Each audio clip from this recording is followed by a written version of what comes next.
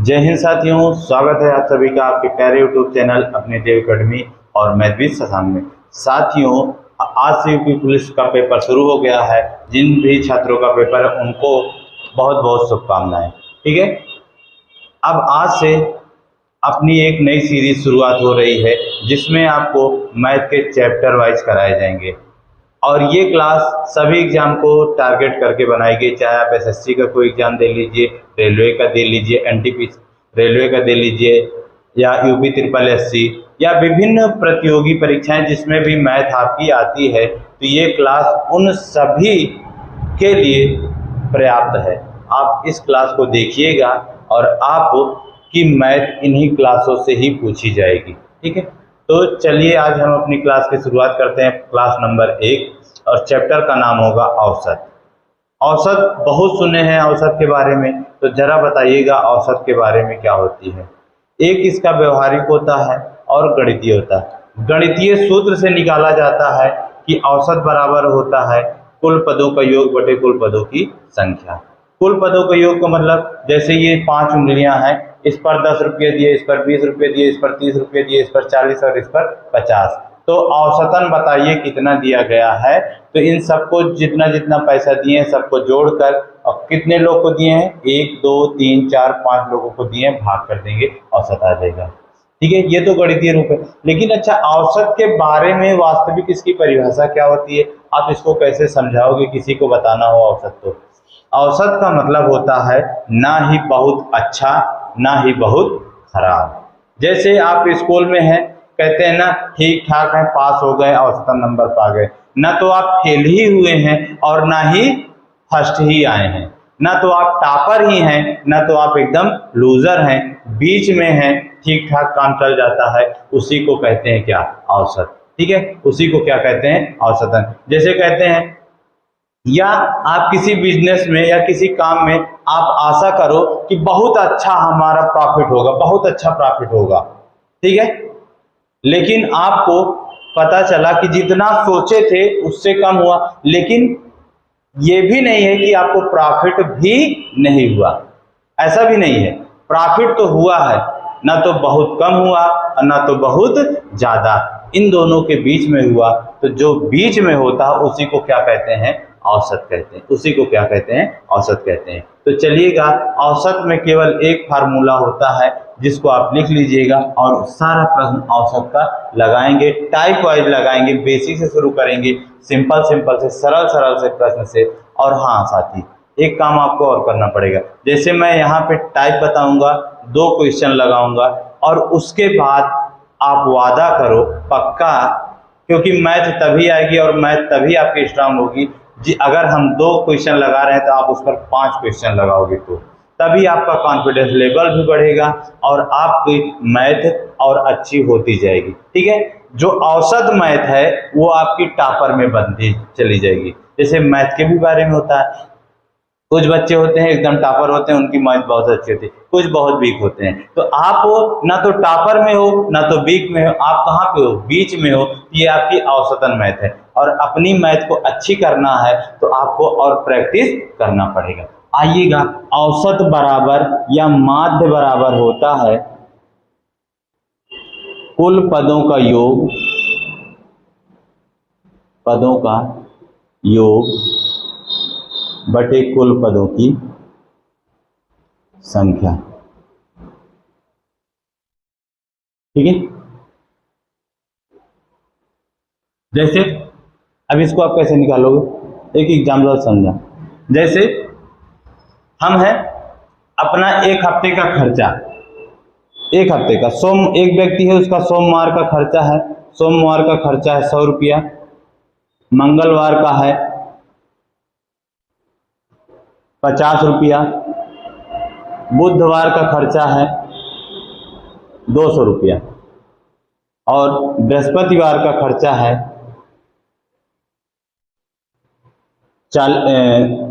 50 रुपया। तो बताइए कि उसका औसत खर्च क्या है, उसका औसत खर्च क्या है, बताओगे।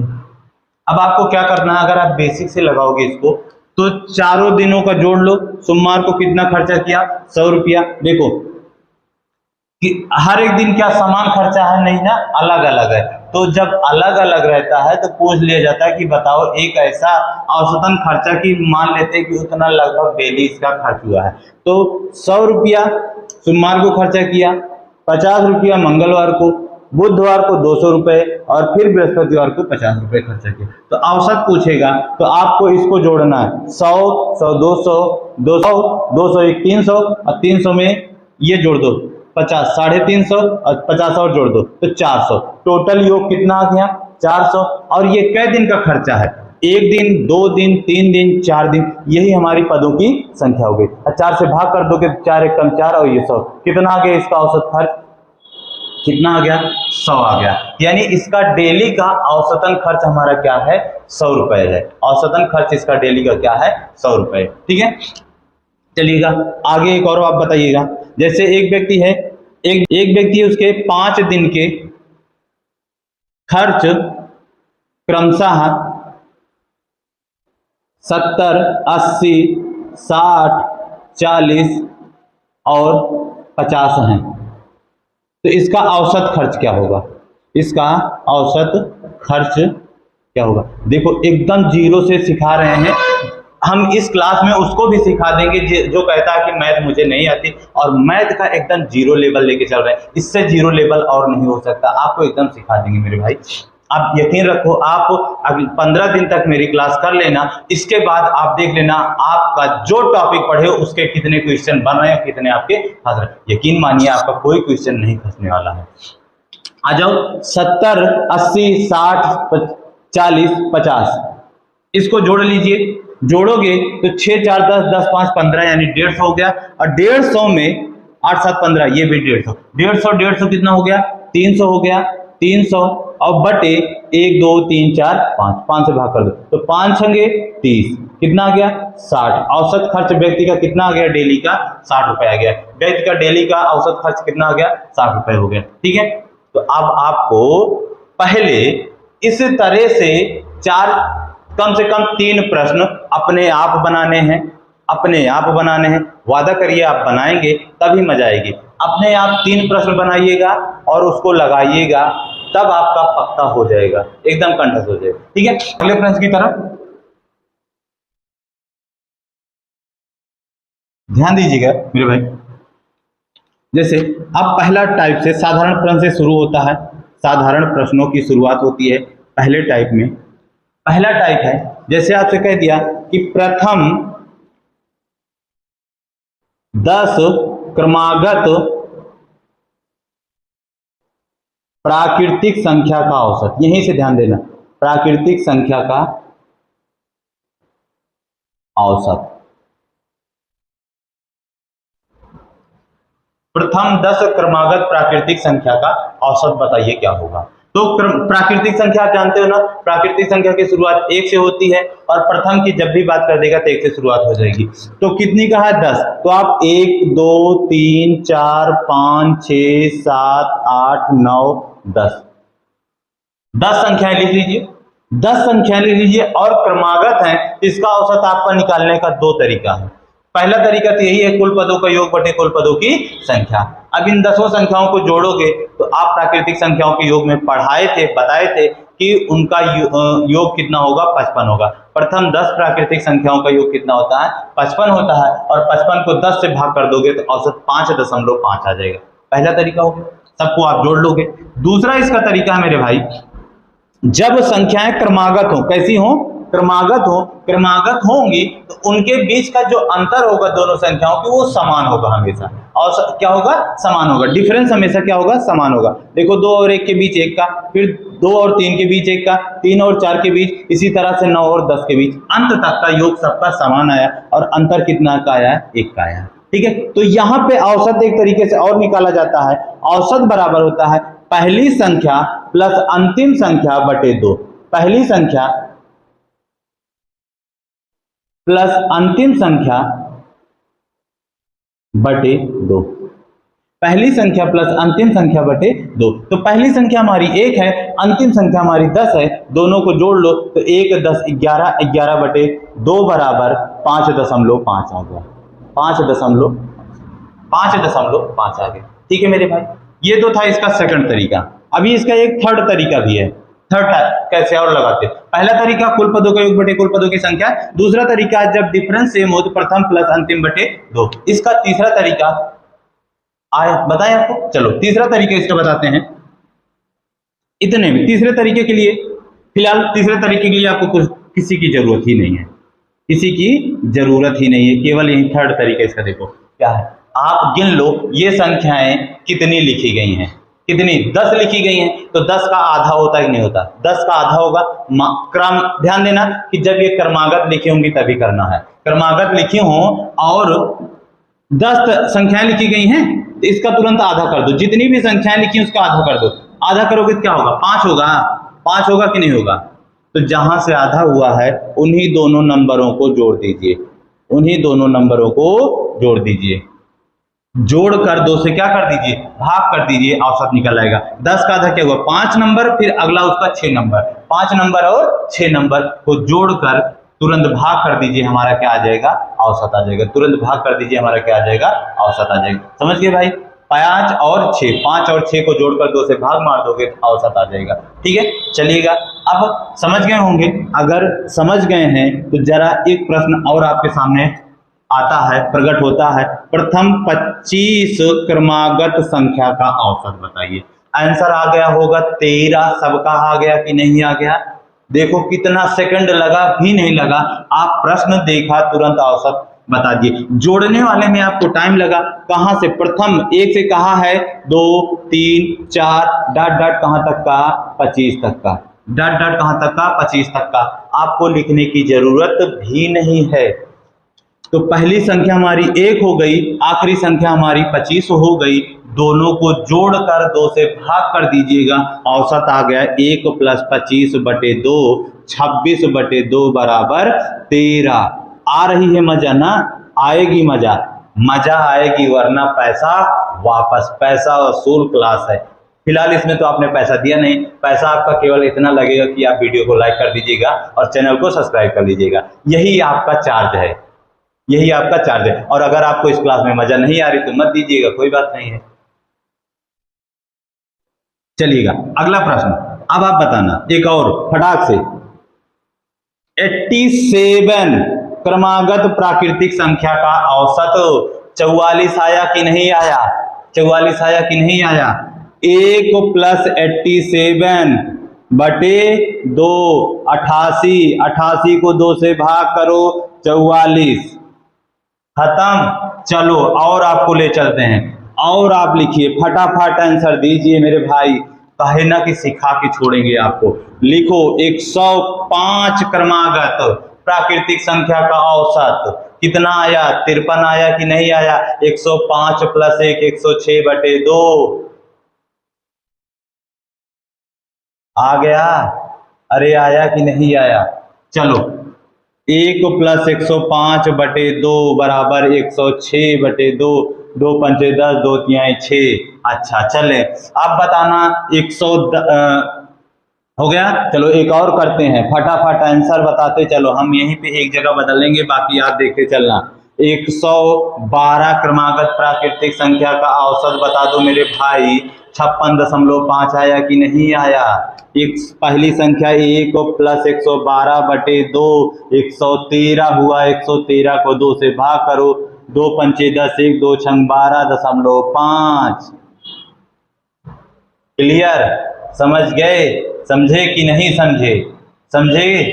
चलो फिर क्रमागत प्राकृतिक संख्या चाहे जितनी लिखी गई होंगी उसका औसत। चलिएगा अगले प्रश्न की तरफ। चलो इसी में आपको और थोड़ा सा हंसवाएं, हंसाएं क्या, सिखाएं आपको। लिखिएगा 7 के प्रथम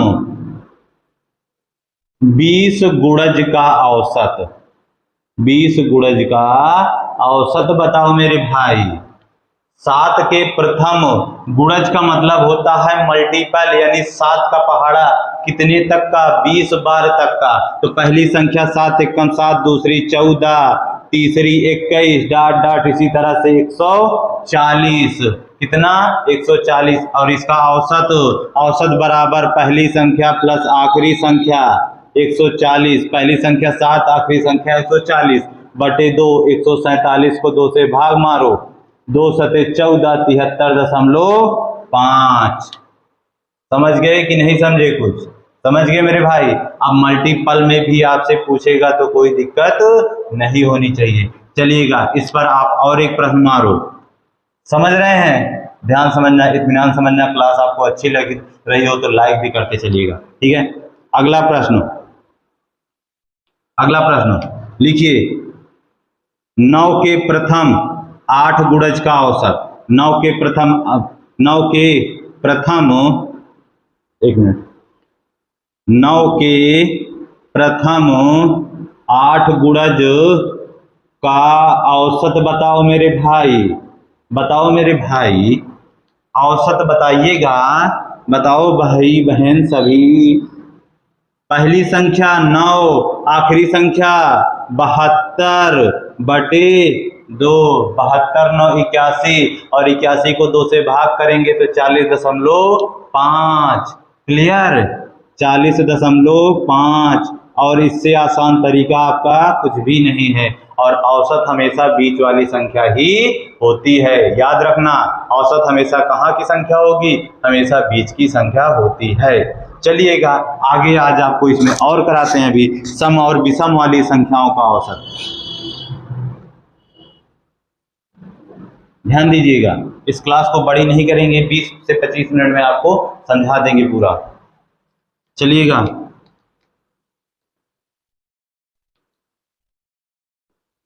प्रथम 10 सम, प्रथम 10 क्रमागत सम संख्या का औसत। औसत बताओ मेरे भाई, बताओ मेरे भाई।